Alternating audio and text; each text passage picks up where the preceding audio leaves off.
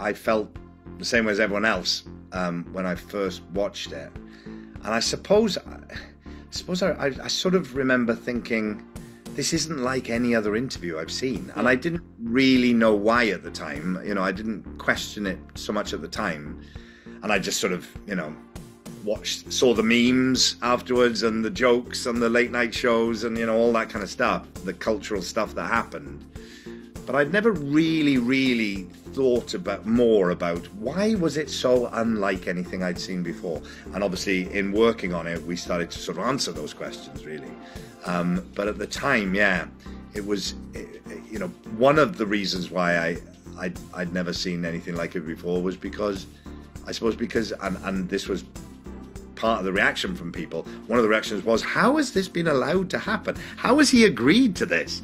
And that's partly why I'd never seen anything like it before, because in a world where interviews are so controlled and stage managed, and particularly with royal family and politicians and things like that, here was someone who was voluntarily, a person of power and privilege, voluntarily putting themselves into the line of fire and being made to feel like, you know, be accountable for something that they had done or not done.